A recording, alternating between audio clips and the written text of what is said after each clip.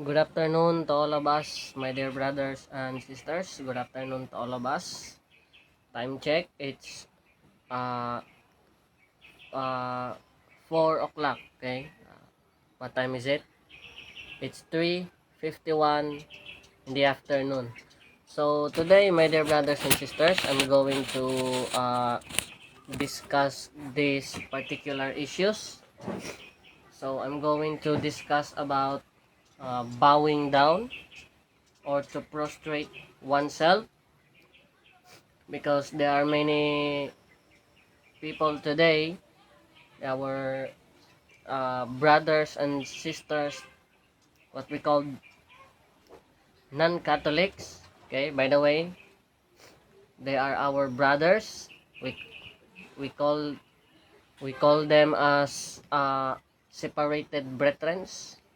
So that's why we need to uh, spread the good news. We need to spread the the teachings of the Catholic Church, because maybe in light of the Holy Spirit, these people who are Protestant, our separated brethren,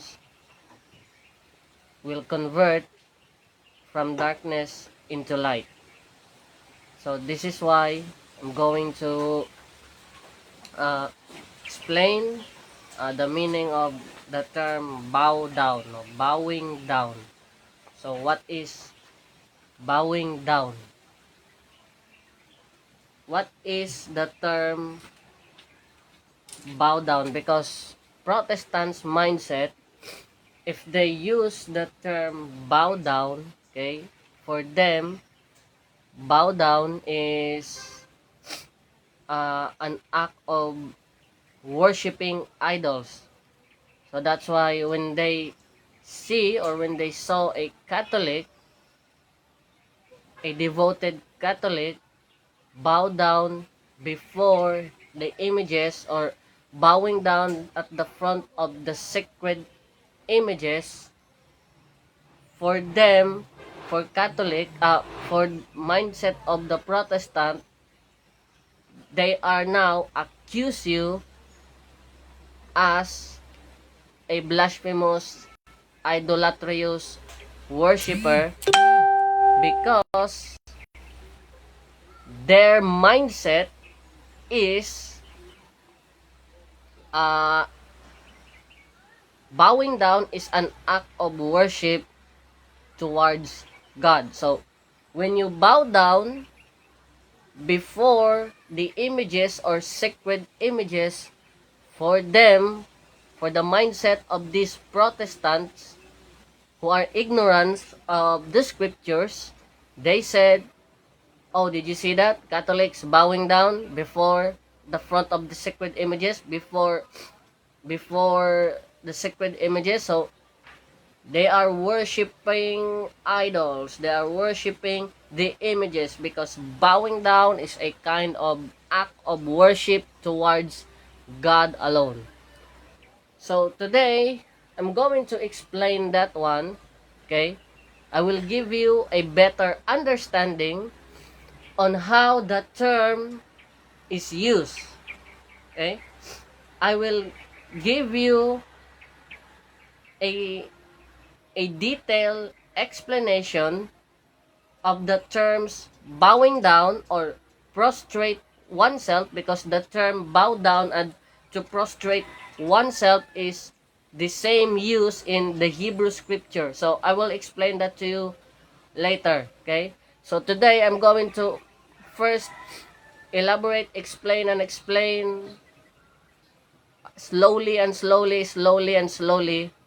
And then if you have doubts or confusions, you can ask me a question after my discussion. So now let's begin. Okay, are you ready? Are you ready, guys? Are you ready, my dear brothers and sisters? So let's begin. Okay, let's begin. Okay, now the term bow down in English, bow down, okay, can have different meanings and implications depending on the context in which it is used. Okay? It depends on the context which is used. Okay? In other words, the term bow down doesn't mean to worship God or worshiping any idols, but there's some other meaning besides that. Okay? Because the term bow down can have different meanings and implications depending on the context in which it is used. Uh, for example, I will give you one of the example. Uh,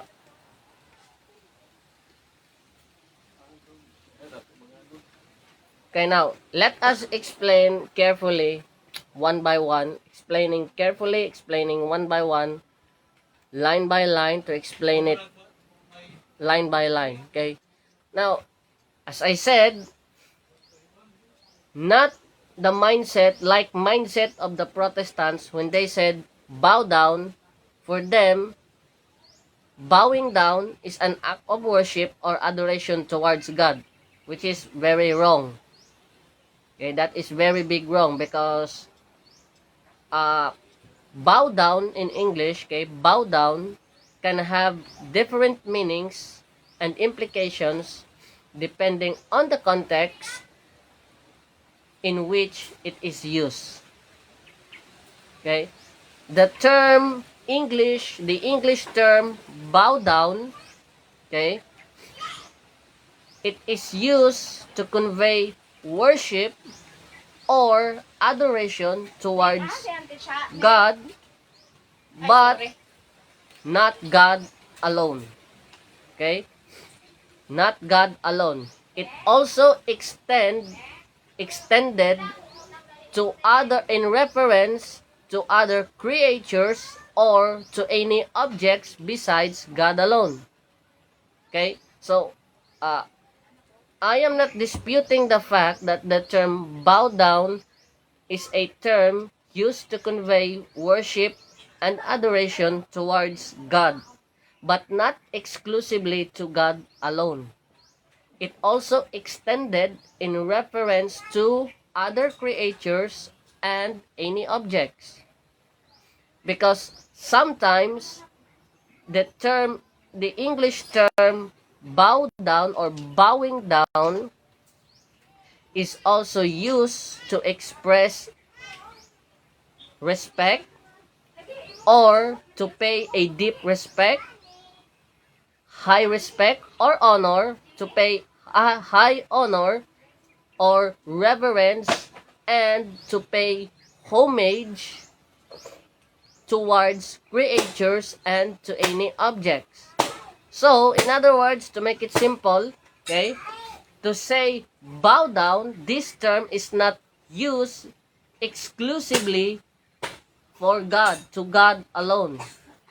But also, it extends in reference to any objects or to any creatures, to human beings, specifically to the human beings, for those human beings who are worthy of reverence, worthy of respect. So that is how we understand that term bow down. Because for the sake of an argument, okay, for the sake of an argument, if they insist, okay, if they force to conclude that the term bow down is an act of worship exclusively in reference to God alone, if that's the case, then I tell you, brothers and sisters, they will face into a big problem.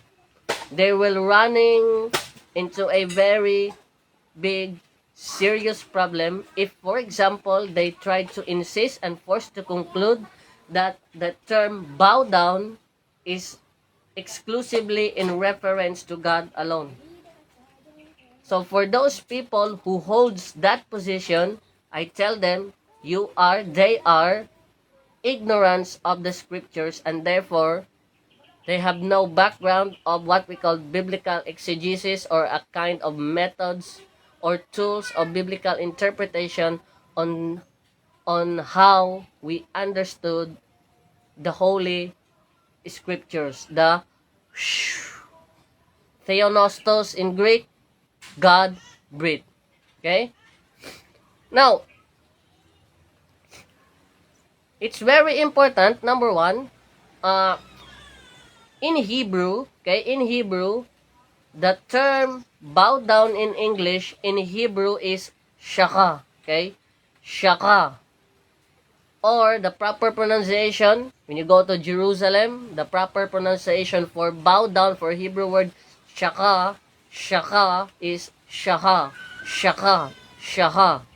So, shaka is a Hebrew verb, okay?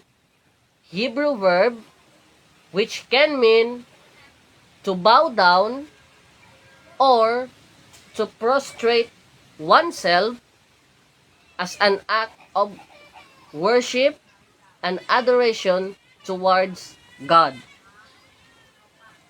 While in some other cases, the Hebrew term shaka or shaha is also used to express to pay honor, worship as a kind of honor, respect, showing respect, giving a high honors and respect towards creatures or to any objects using the same Hebrew verb shaka. Okay? So for those people, or Protestant mindset who says that the term bow down is used exclusively in reference of worship to God alone, they are ignorant of the Holy Scriptures.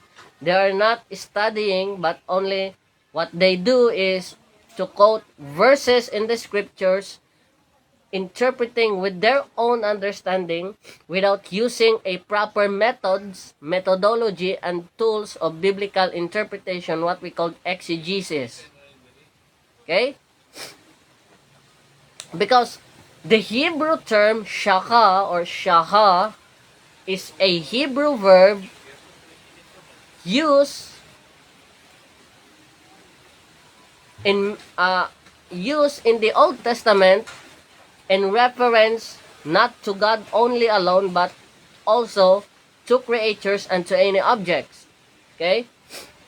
So, the Hebrew word shaka, which can mean to bow down in worship or reverence, to prostrate oneself before someone or something. Okay? Including creatures and including objects, not to God alone. Okay? So, are you now ready? So, now I explain to you now. In the Old Testament, this word bow down in Hebrew, shaka, is used in various contexts, such as, for example, Genesis chapter 24, verse 26. In this verse, Genesis chapter 24, verse 26, the English word bow down is used, and if you go back and study to the original text, which is Hebrew, okay, the Hebrew verb, the Hebrew term used to bow down in Genesis 24:26 is shaka, okay, shaka, and can have two meanings, okay, it's either to bow down or to prostrate oneself before the Lord. And that is in the context of Genesis chapters 24 to 26 if you read it carefully. Now, wait a minute. Wait a minute, my dear brothers and sisters. in the Hebrew scripture, okay, in the Hebrew scripture, now if you study Hebrew, if you have background in biblical Hebrew, the term shaka is used to worship or reverence not exclusively to God alone, but also it is extended in reference to human beings, to God's creatures, and to any objects besides God. So not exclusively. And the Hebrew word, the Hebrew term, Hebrew verb shaka is used in various conjugations. Okay, now I will explain that to you later on, the meaning of the Hebrew verb conjugations. Now, before that, I forgot to get the Bible here, so I do apologize, my dear brothers and sisters. I forgot to bring the Bible here, so wait a minute. Stay focused. I will get it. Okay, wait a minute.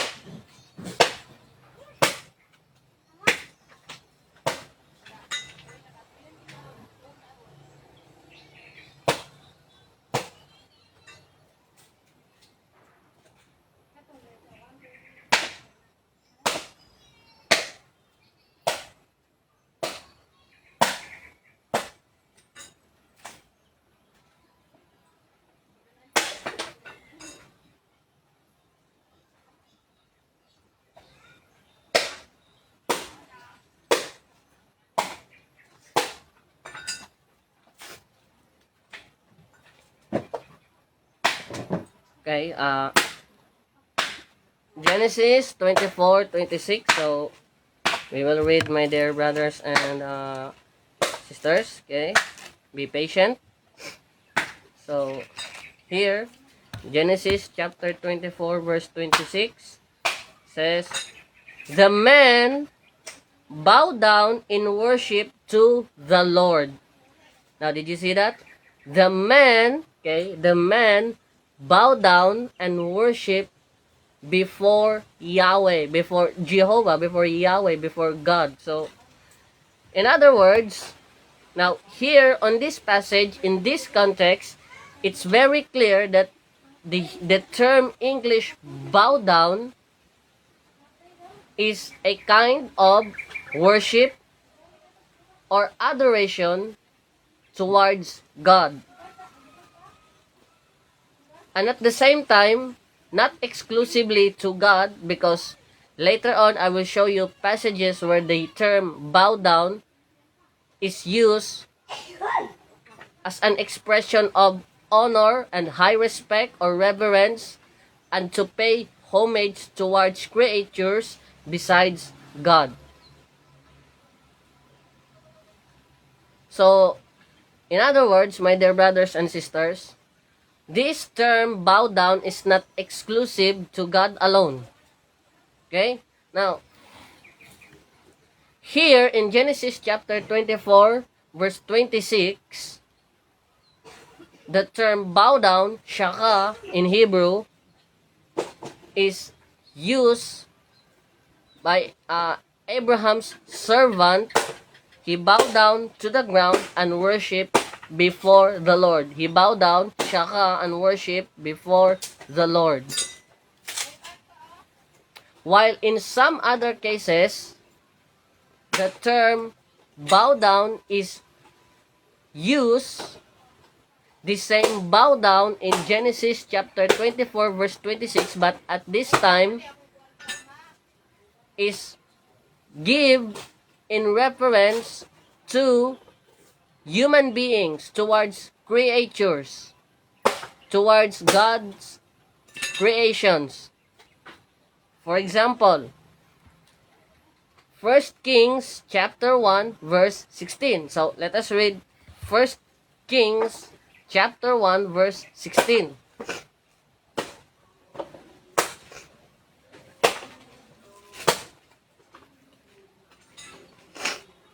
Okay, now here, listen carefully.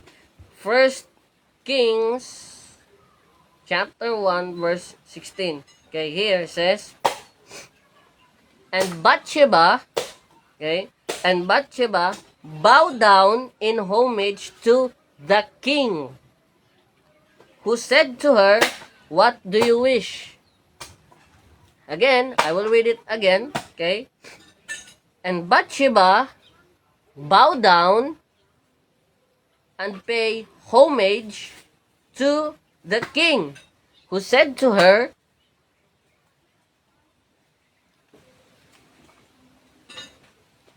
"What do you wish?" So now here, in this verse, 1 Kings chapter 1 verse 16, the English word or the English term bow down is used, the same as bow down in Genesis 24:26. And interestingly, because the Hebrew term here is the same, shaka. Did you see that? The Hebrew term, the Hebrew verb, shaka, which means to bow down or to prostrate oneself in Genesis chapter 24 verse 26, is applied in reference as an act of worship in reference towards God.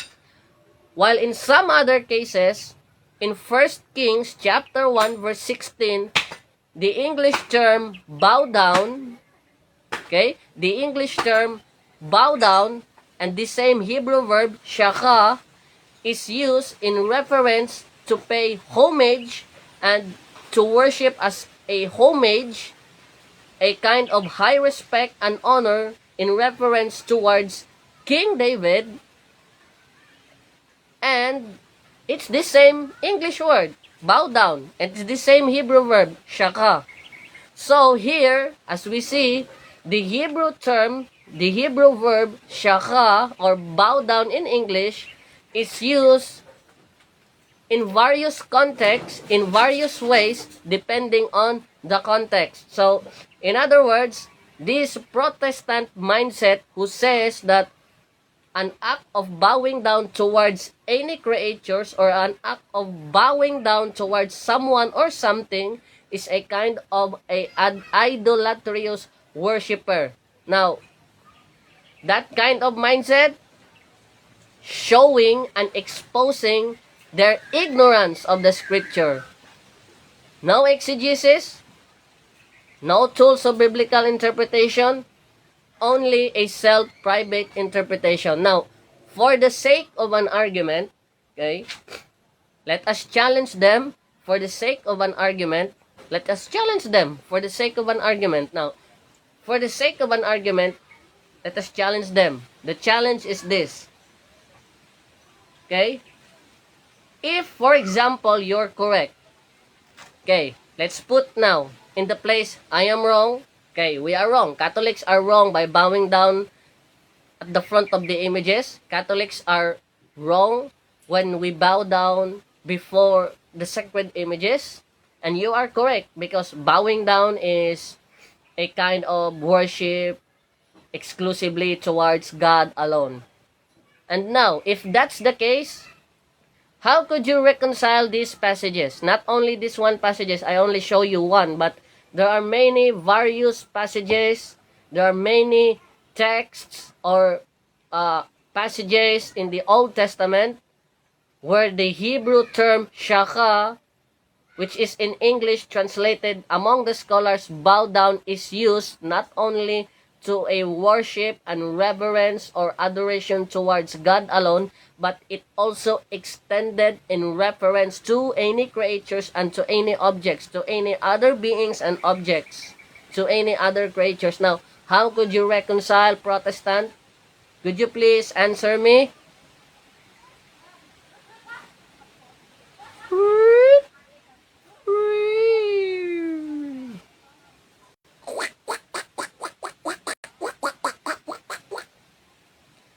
Bang!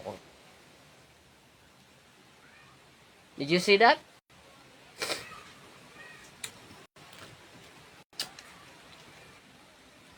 Did you see that, my dear brothers and sisters? So, now, by saying that one, it is a kind of false accusation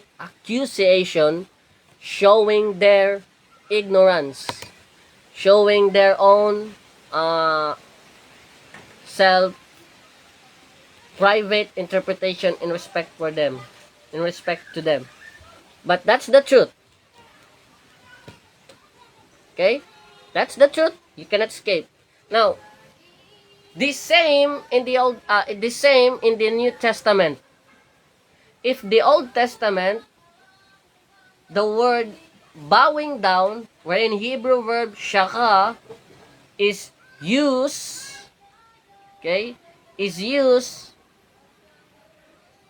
in different ways as to show various acts of worship in reference to God, including God, but not only absolutely in God alone, to God alone, but also extend to any creatures or to any objects. Also in the New Testament, okay, the same as usually in the New Testament, the word bow down, okay, or the act of bowing down is used, which also means to worship, to honor, to pay honor towards God and towards creatures. So in other words, the same in the New Testament, okay, on how the word bow down is used in different contexts, showing various acts of worship, honor, reverence, to pay homage towards God and to other creatures and to any other objects. In the New Testament, also the same. The same in the New Testament, the word bow down can be used to express, is used to express, which also means to worship, to honor, to pay homage to someone or something besides God. And in Greek, the term is proskuneo. The same, okay, the Greek, the same, proskuneo. Bowing down in worship, bowing down in homage, proskuneo. In Hebrew, shaka. In Greek, proskuneo. So, therefore, in conclusion, while the term bow down can be used to express worship, okay, to bow down, okay, to bow down in worship or adoration towards God, in some other cases, it can also be used to convey respect, honor, and what others? Reverence, or to pay homage towards other creatures or objects depending on the context. So, the term bow down, shaka in Hebrew, proskuneo in Greek, okay? The meaning of this term depends on the context in which it is used. So, not exclusively to God alone. So this is why Protestants are very wrong. They are very wrong. A big wrong. Okay? Now, my dear, we are not saying that the term bow down is used as an act of worship towards God. So, we're not disputing that one. So, what I mean is, when they said only exclusive to God alone, now that's the time that I will dispute you. That's the time that I will go into against your position, because in some cases, as I said, the term bow down is used in different contexts, not exclusive to God alone, but also it extends in reference to any creatures and to the uh, to the kings, okay? To human rulers, like King David, so like Bathsheba. Yeah? 1 Kings chapter 1 verse 16, it's very clear. Bathsheba bow down and to pay homage to the king before King David. So, that is all what it is. There are many our viewers today. Wait a minute, guys. So, Raymond, Tagutungan Bulanon. Oh, my friend of mine. So this is my friend of mine, member of CFD and CF Lamp. Mga bata ni Kuan. This is a companion of G1, bro, G1, attorney G1 Paisones. Paisones, mag-amang Paisones. Okay? Paisones Junior, Paisones Senior. So, good afternoon to you. Jose Maria Abisha is watching on us. So, Raymond Tugtungan Bulanon said, bro, kana bang proscribed idols mean? Okay, mo padulong ta diha, Brad. Okay? Si Bare Mentante Bisok, nagtanaw na to, no? Ano siya nga, sakto jod, syaka, na Hebrew is naadaghan gamit. Correct, brother? There are many kinds of usage of the Hebrew term syaka and not only exclusive to God alone. Okay? Anton Ed, nagtanaw na to. Okay? Si Lenny, sa Ate Lenny Masalog, Labrador. Ate Len, how are you? Kumusta ka na? Hello Dom, how are you? I'm okay now. As of now, I'm okay. But please pray for my grandmother, my lola. Her name, Sinaida Beltran. Please include her to your prayers because my lola, my grandmother today seems like because he's getting old. Because her getting old already. So yeah, okay. So, muna mga kaigsona, no? So, Ate Len, palihog kog pakiapil sa pagampo sa kuang lola. Sinaida Beltran ang iyang ngalan. No? Kay tigulang na kayo ang akong lola. Nya, luya na kay lawas. No? Daghan para ba kog kakulangon pod sa akong lola. No? Sa una, magsige miglalis, ane. Pero, sagdi lang, paningkamutan lang nato nga mahatag nato ang pinaka-the best nga pag-atiman sa ato ang lola, no? Do di man nato ma-perfect ang atong pag-atiman sa atong lola, pero kanang maningkamot nga mathatag nato siya karon ang perfect nga pag-atiman, labi na nga karon na siya sa stage of medyo kanang takilid na gamay. So please pray for my grandmother, my lola. Her name is Sinaida Beltran. Okay, so thank you Ma'am Ate Lene Maslog Labrador. How are you? I think class will resume soon. Okay? I don't know kung kanus I don't know when, but as according to my information, August. So, it's already August. So, when? Kanus man sa August. No, ako kabalo, Ate Len. So, ako pod kanunay pag ko sigig ampo, pero dili na ko makaya ang pag-ampo kung ako ra isa. Nanginahanglan ko tabang para sa uban tao. Kay matud pa sa sulat ni San Pablo nga ang pag-ampo sa kadaghanan katilingban makahatag kinig kaayuhan ngadto sa imong gihatagan, no? So, kita-kits pohon, Ma'am Len, Ate Len, kumusta pod si ay kuya? Okay? Si kuya, kita pa ganito, kalimot ko. So, mayong hapon, no? Mayong hapon. So, now, let's continue the explanation. So, now, many people asking, brother, what about in Genesis chapter 24, verse 26? So, you said, Brother Prince, that the Hebrew term for bow down is shaka. Okay, shaka. Now, but if we go to Hebrew interlinear, the Hebrew term or the Hebrew word for bow down in Genesis chapter 24 verse 26 is not shaka. It's vayish tahavu or vayish tahavu or vayish tahavu, something like that. Sorry for the butchering of the pronunciation of the Hebrew word, but as far as I know, in our study of Introduction to Biblical Hebrew, in our theology class, the Hebrew term used in Genesis chapter 24 verse 26 is vayish tahavu. Okay? So, the question is this.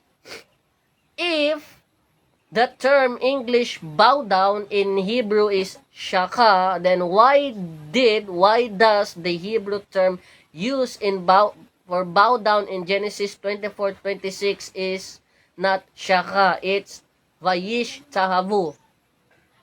So now, Brother Prince, are you now misleading your words, or you're something misinterpreted this, or what, or whatsoever?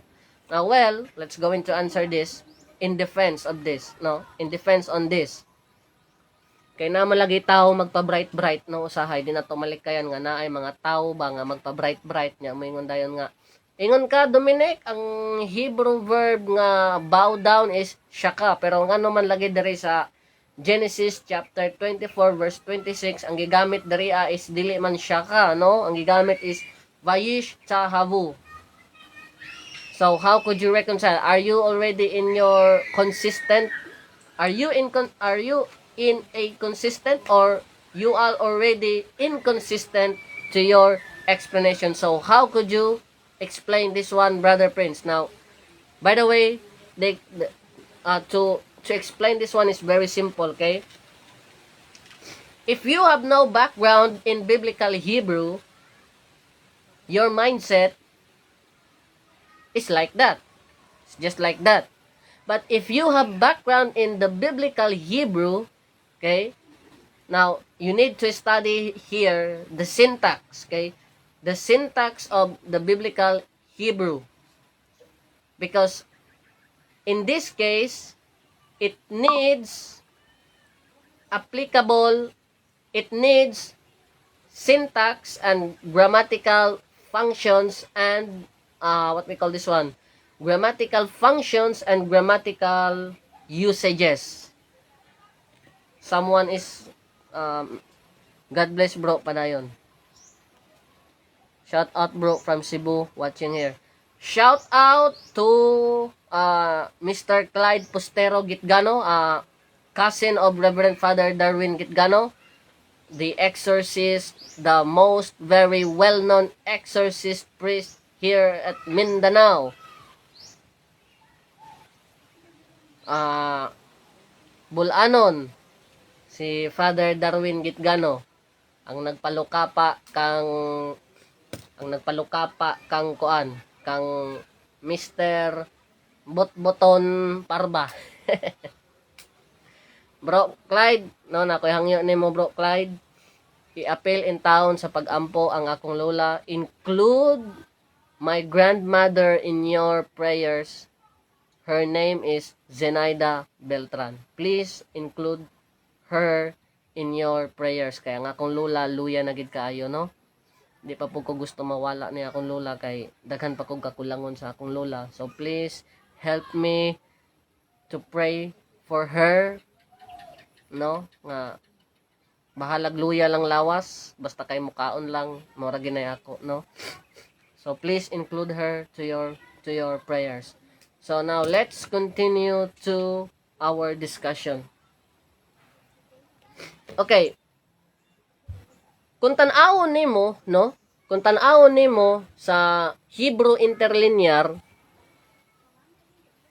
ang gigamit nga bow down sa Genesis 24:26 kay vayish tahavu, dili shaka. So, di ba niingon ko kaganina nga ang Hebrew term nga bow down is shaka. Pero dihang dapita ang gigamit nga bow down sa Genesis 24:26 dili shaka kundi vayish tahavu. So nasayop ba ko? Wala ko nasayop. As I said before, to answer that question needs a background in the biblical Hebrew, syntax and grammars, syntaxes and functions. No? Now, vayish tahavu, the Hebrew term vayish tahavu is a conjugated form of the Hebrew verb shaka. Okay? Which means to bow down or to prostrate oneself. So this is what I said before, that the Hebrew term shaka can mean bow down or to prostrate oneself. Now, to bow down or to prostrate oneself, vayishtahavu or vayishtahavu is a conjugated form of the Hebrew verb shaka. Vayishtahavu is a third person, okay? A third person plural form of the Hebrew verb shaka in the past tense, meaning they worship, they bow down, or they prostrated themselves. So to answer this, it needs Hebrew syntax and Hebrew grammar. So you need to study Hebrew syntax and Hebrew grammatical functions of the Hebrew verb, because vayishtahavu is a kind of conjugation, okay? A conjugated verb from the Hebrew verb shaka, okay? A conjugation. Now later on, don't worry, stay focused, keep calm, because I will explain to you the meaning of conjugation. So, conjugation is common in English and in Hebrew also. Also in Hebrew, conjugation is very common. Both English and Hebrew, conjugations of the verb are very common. So, let me repeat once again, so that no one will get confused, okay? So to clear all your doubts. So I don't want to get you confused, so that's why I will repeat, okay? Yes, it is true that the Hebrew term bow down used in Genesis chapter 24 verse 26 is vayish tahavu.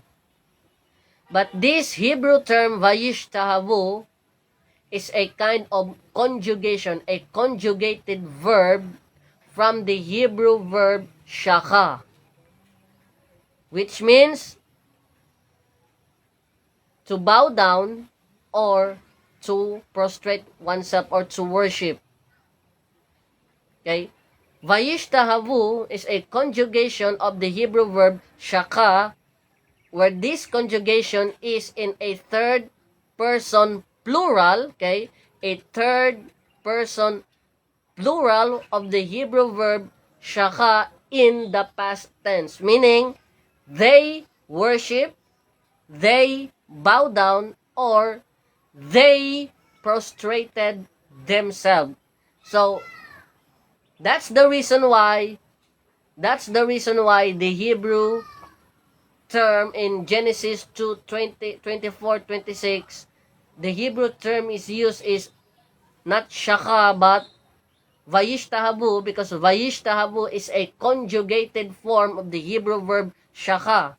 It is in the third person plural form of the Hebrew verb shaka in the past tense, meaning they worship, they bow down, or they prostrated themselves. That's it. That's the meaning. That's all. That's the meaning. But before you do that, before you can answer that kind of question, you need to study first Hebrew syntax and Hebrew grammars, so that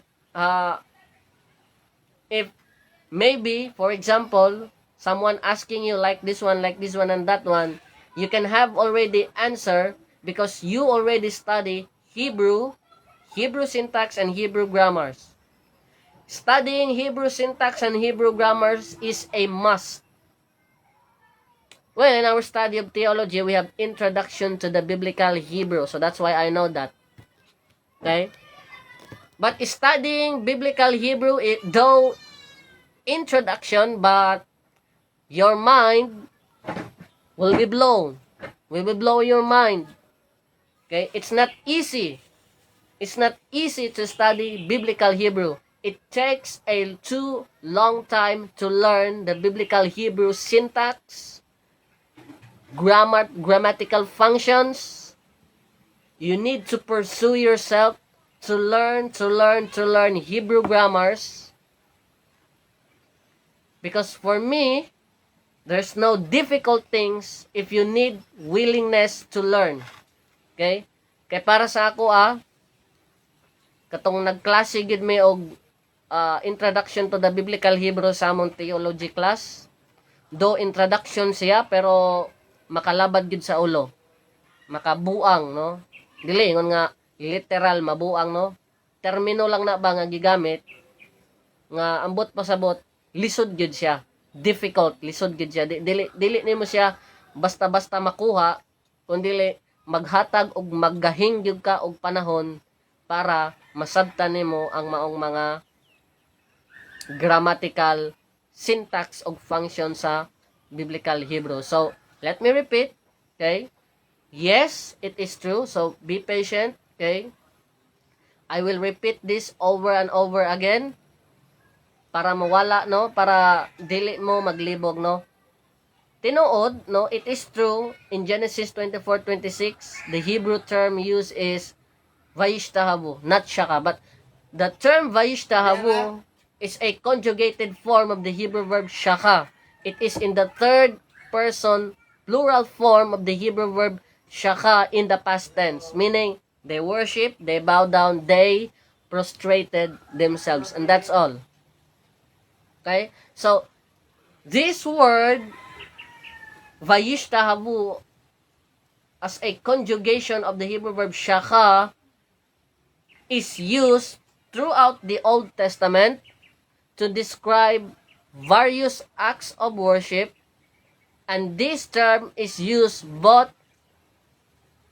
in these two terms is used both in reference to God and not exclusively to God alone, but also extended to other creatures, to any objects, human beings, and to any object. So not exclusively to God alone. So that's why Protestants stop now. Stop. Because you cannot fool me. You can fool other people, but me, no? You cannot fool me, my dear brothers and sisters. I'm sorry to say that one. You cannot fool me, okay? Now, this term is used in various contexts. Like, for example, Genesis chapter 22, verse 5. Now, I will read in behalf of you. I will read Genesis chapter 22, verse 5.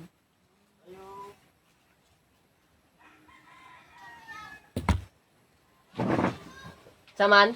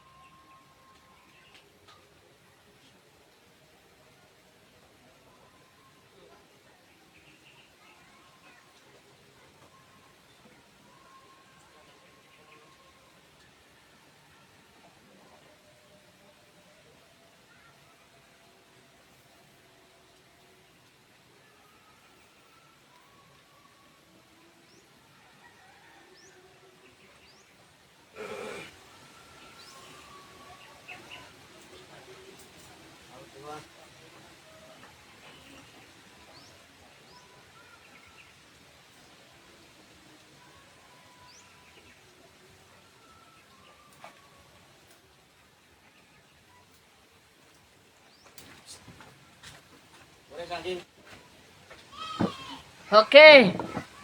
Now, let's begin again. So, Genesis chapter 22, verse 5.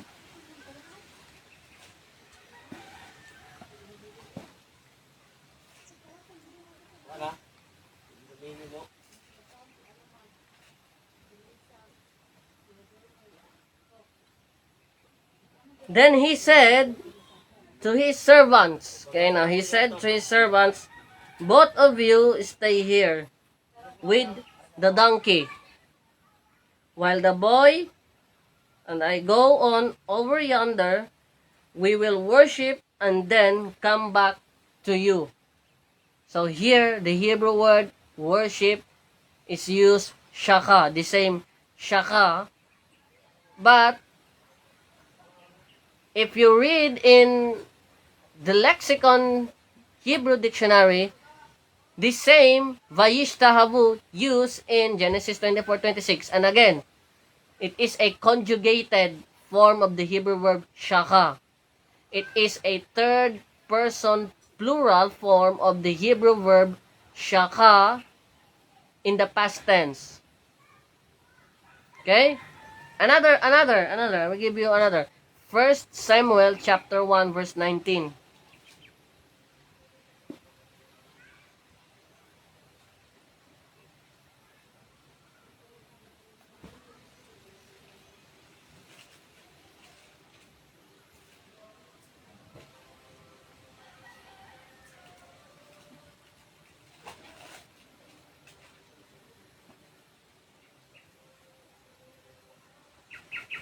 Early in the next morning, they worship before the Lord and then return to their home in Ramah.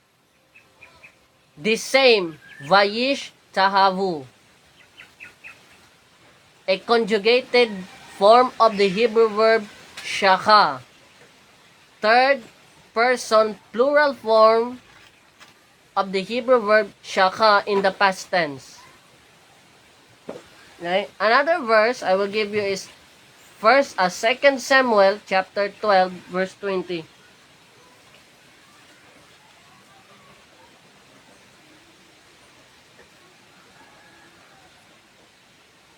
Rising from the ground, David washed and anointed himself, and changed his clothes. Then he went to the house of the Lord and worshiped. He returned to his own house, where at his request food was set before him, and he ate.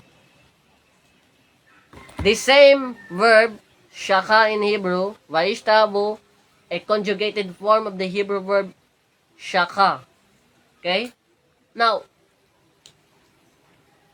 let's go back to Genesis chapter 24 verse 26. So in Genesis chapter 24 verse 26, as you see in that account in Genesis 24:26, okay?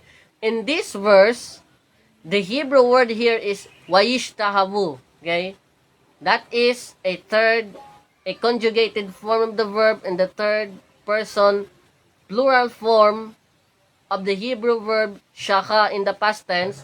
So, here, the term bow down is used to describe Abraham's servant's act of bowing down, okay?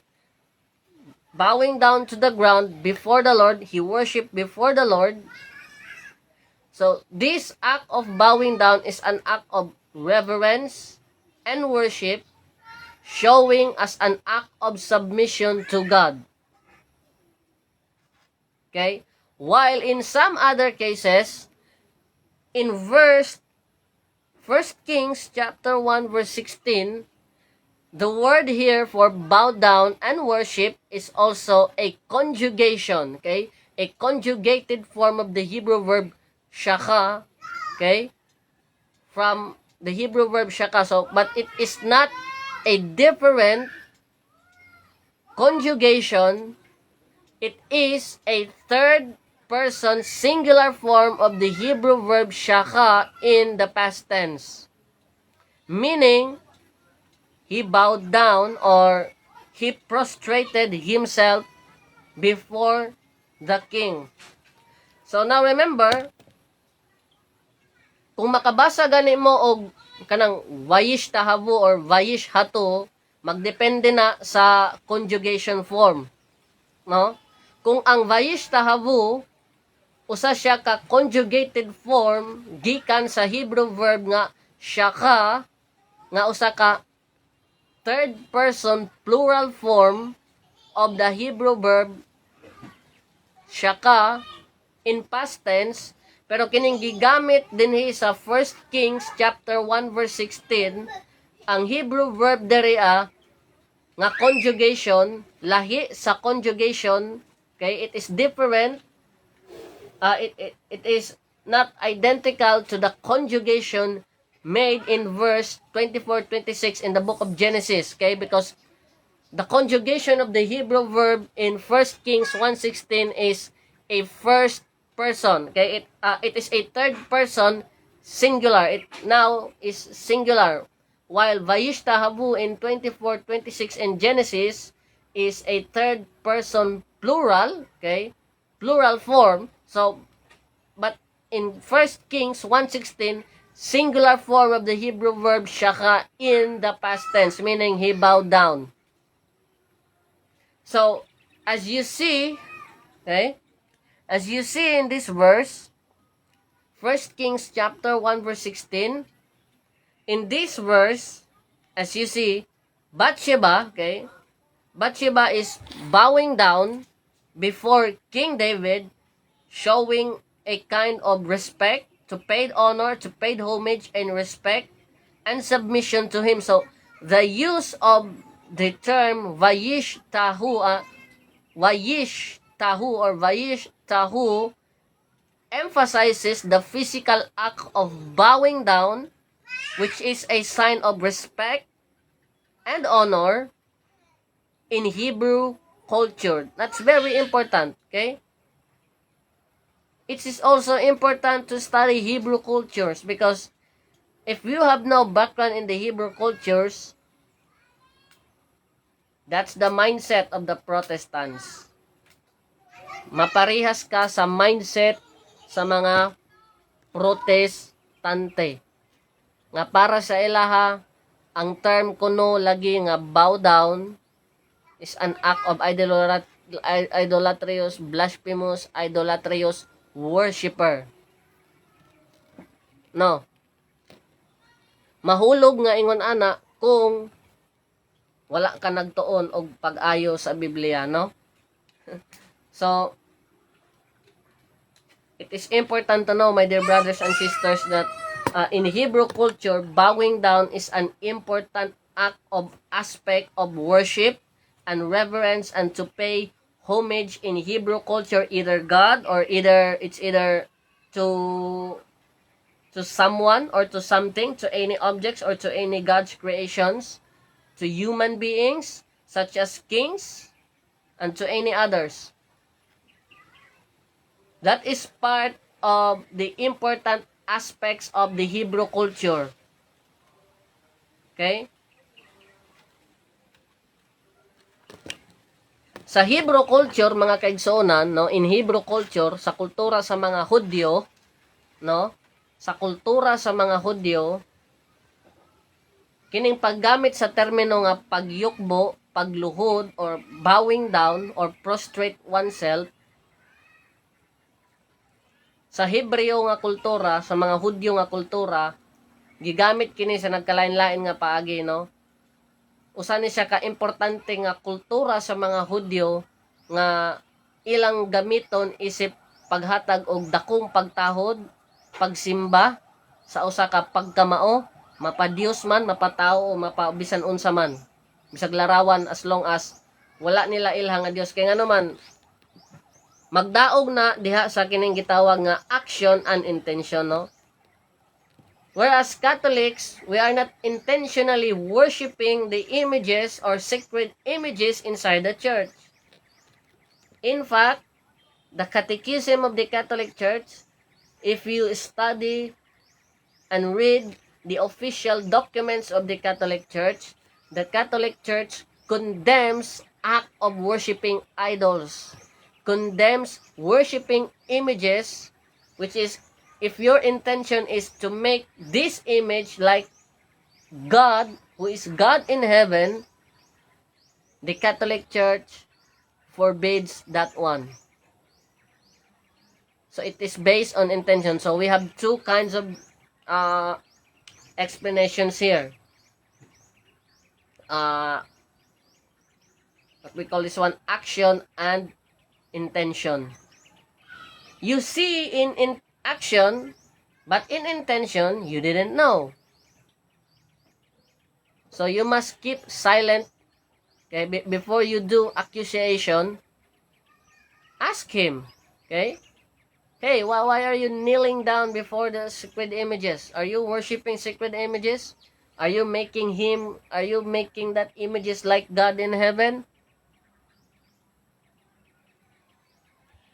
And if he answer you yes, then that's the time that you can attack Catholics. That's the time that you can accuse Catholics for worshiping idolatrous, blasphemous worshiper.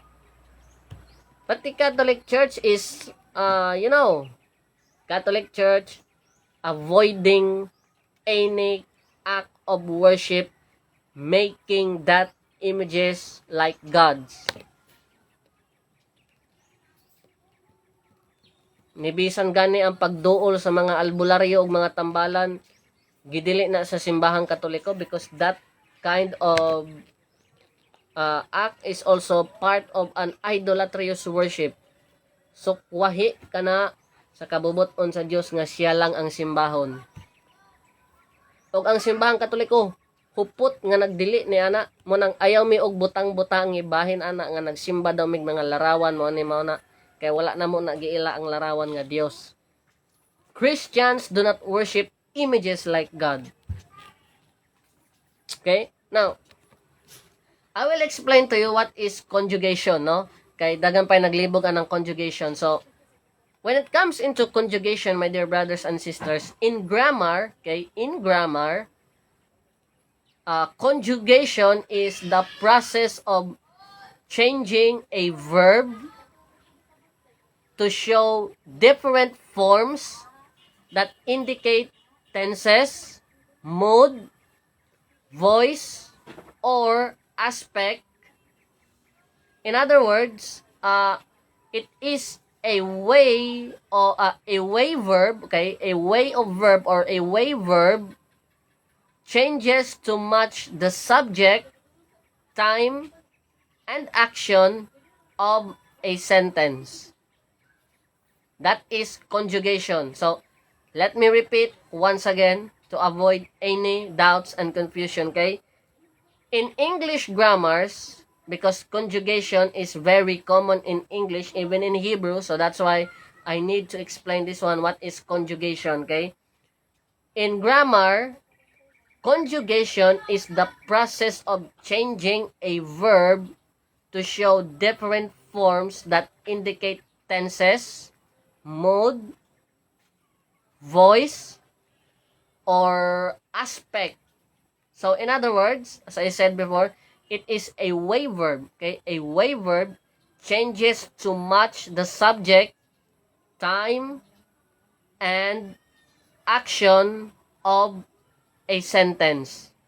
For example, I will give you an example, okay? To understand the whole essence of the conjugation of the verbs, okay? For example, for instance, the verb to be, okay? The verb to be can be conjugated, okay? The English verb to be could be conjugated in different ways depending on the tenses. Now, for example, in present tense, okay? For example, in present tense, the English verb to be is conjugated as am. It can also be conjugated as am. Okay? For example, I am. In the present tense, to be, I am. Or the English verb is, okay? If you conjugate this English verb is, it becomes he, she, or it is. Or the English verb are, okay? The English verb are, if you conjugate this verb, if you do a conjugation of this verb, the term, the English verb to be, are, it makes we, you, or they are. I hope you understand now. So, but in the past tense, okay, the English verb, okay, in the past tense, the verb to be in English is conjugated as was. Okay?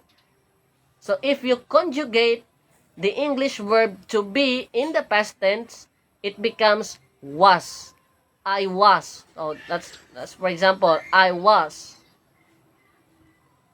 So, it can also be conjugated as a result of I, he, she, or it was. Or the English verb were. If you conjugate this English verb were, the result is we, you, they were. Just that, like that. Okay? So that is the meaning of the conjugation. So, vayishtahavu or wayishtahu or whatsoever, wayishtahavu, wayishtahavu or wayishtahatu or whatsoever happened, all of that is a kind of conjugation of the Hebrew verb shaka. It depends on the tenses, the modes or aspects or tenses. That is how important is studying biblical Hebrew syntax. So that's why in our study of biblical exegesis, we have introduction to the biblical Hebrew. Te, may nagpalit akong butang dito. Conjugation of the biblical Hebrew. Now, let's continue the discussion here. So, the Hebrew term shaka appears in the Old Testament many times, and its meaning can differ depending on the context. Not absolutely can be given in reference to God alone, but also towards any other beings and towards any other creatures, to someone, towards someone, or towards something. And I already give you the example. So, Protestant, on that kind of mindset, I'm sorry, you're wrong. Okay? Now, examples is this. Worship of God. Now here, worshiping of God. In the context of worshiping God, the Hebrew term shaka means to bow down or to prostrate oneself, because as I said before, I will repeat over and over again, the Hebrew verb shaka can be translated into two forms, to bow down or to prostrate oneself. Okay? Now, the Hebrew term, the Hebrew verb shaka as a worship in reference to God alone. For example, Genesis chapter 24 verse 26. I already quote those verses now. Let us read another passages. For example, another example. Exodus chapter 4 verse 31. Let's read. May hapon di ako.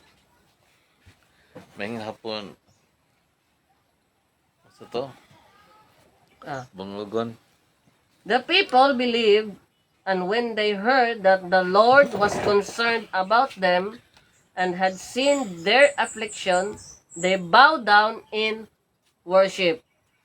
Now, the same English bow down used in both Genesis 24:26 in reference to God, and bow down in 1 Kings 1:16 in reference to the king.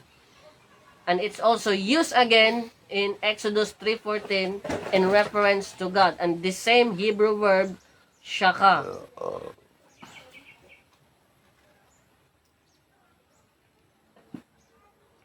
Okay? Other verses, Psalms 95:6.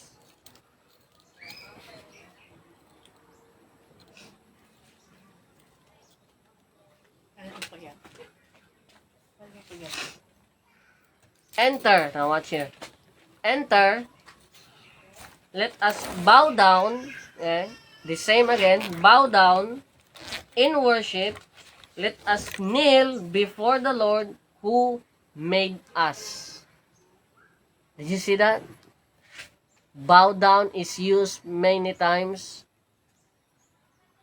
Not now here to God alone. Now here is worshiping, bow down to God. Now what about in other contexts? Okay. In other contexts, the Hebrew term shaka or bow down is used bowing down before human beings, human authorities. So in some cases, the Hebrew term shaka can be used to express submission or to pay homage to human authorities such as a kings and rulers. For example, I'll give you an example. 2 Samuel, 1 Samuel chapter 24 verse 8.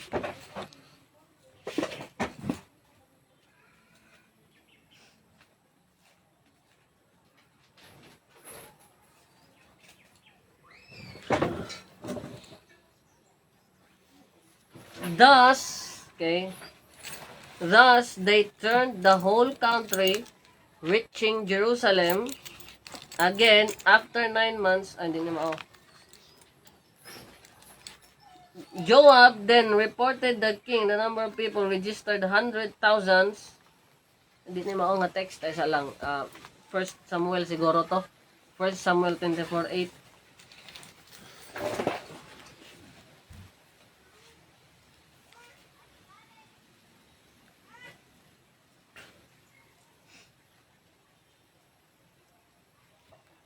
With these words, David restrained his men and would not permit them to attack Saul.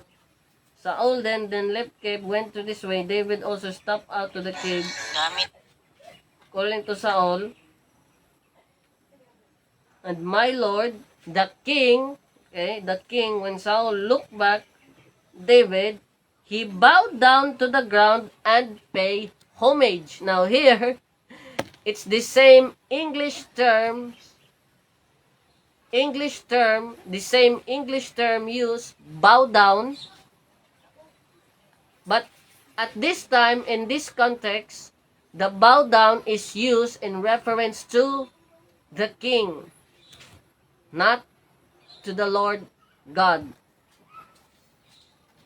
So the point of view here is that the term bowing down is not a kind of worship exclusively can be given in reference to God alone, but also extended to any other creatures like objects, any other objects, any other creatures, someone or something. Sakto.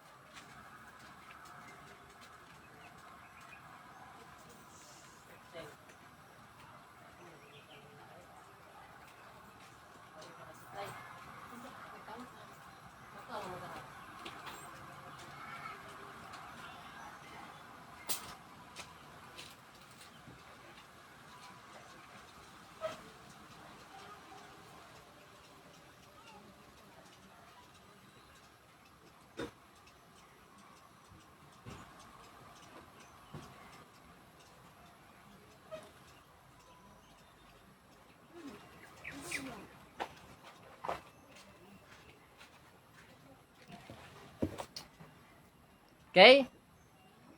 Now, let's read another verses, okay, for your satisfaction.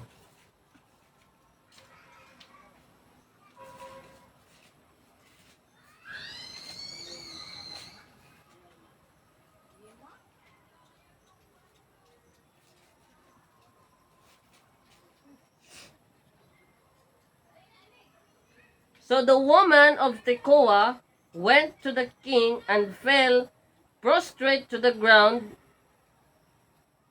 in homage, saying, "Help your majesty." So now here again, the Hebrew verb is the same, shaka.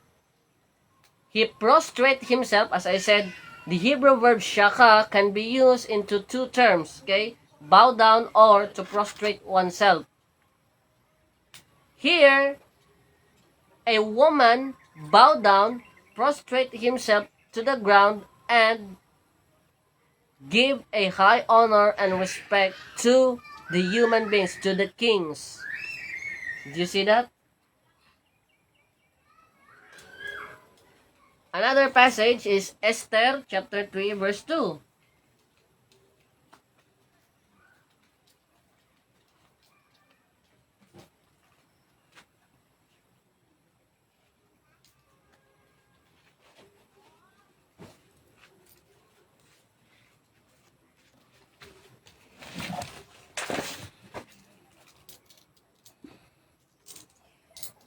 All the kings, all the kings, all the king's servants who were at the royal gate would kneel and bow down to Haman, for that is what the king had ordered in his regard. Mordecai, however, would not kneel and bow down. So now here, the same English term, bow down, and Hebrew verb is the same, shaka, and it gives extended in reference not to God alone, but also to the human authorities, to the kings, to the human rulers. So to say bow down is not an act of worship that can be given in reference specifically, absolutely to God alone, but also extended to God's creations, to God's creatures, and to any objects. Did you see that?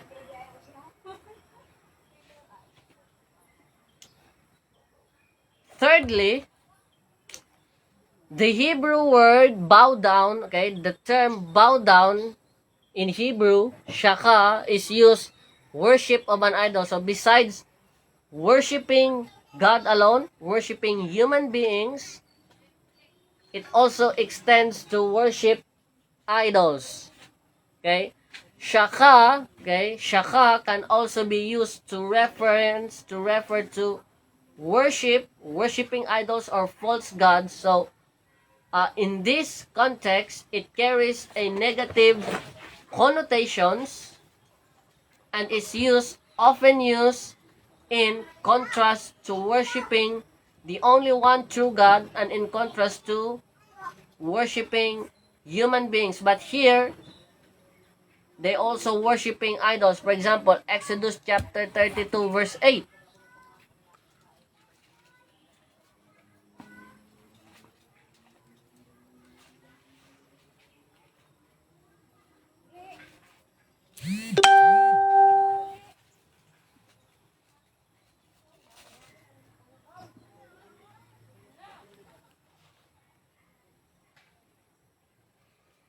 They have soon turned aside from the way I pointed out to them, making for themselves a molten calf and worshipping it, sacrificing to it, and carrying out, "This is your God, O Israel, who brought you out of the land of Egypt."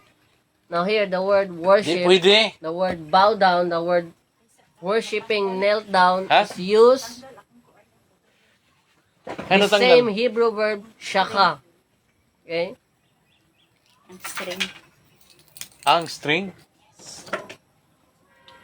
So, Next is So, akong uturan. 1 Kings 16:31.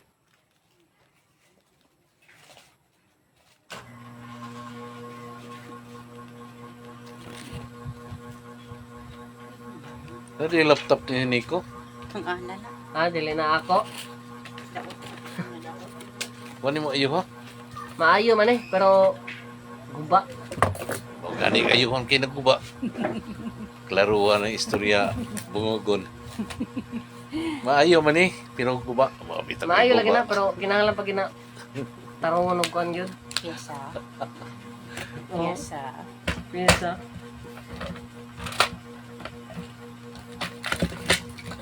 We share the time, we share. Unya nganong na gigawas mo na niyo. Iya man ang gitanaw niya karon mo na niya nabalik. It was not enough for him to imitate the sins of Jeroboam, Sa may son pisang of Nebat. Kuan daw. He even married Jezebel, daughter of So Etebal, pati daot ana ni. went over veneration and worship. Kuha na siya. Kaning processor ang daot. Processor? Oo. Ako naman nagikuha ng processor sa una. Daot gihapon no. Pila pong prosesyon ni? Mahal na, eh. naman to. 3 mil na karon ng processor. 35 man daw kung palit sa una.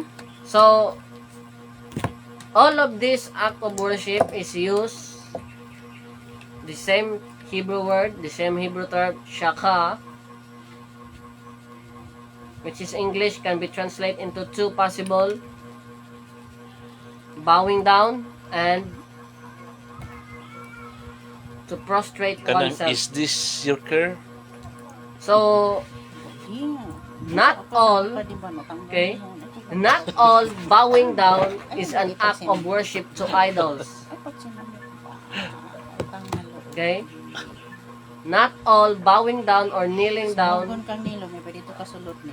is an act of worship towards God alone, not God Di alone, diri kay hangin. but also extended to human Hindi rulers, ako matangdang na sa inyo. human authorities, and even idols. So, as I said, bowing down Mo stuck.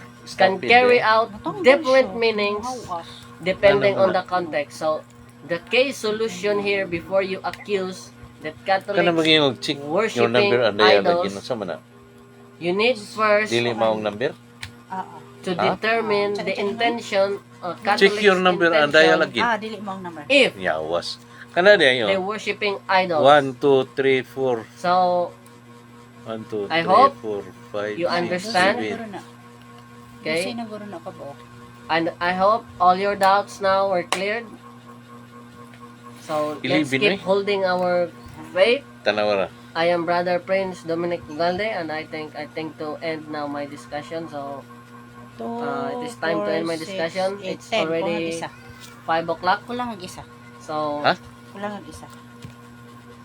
this is all. And thank you.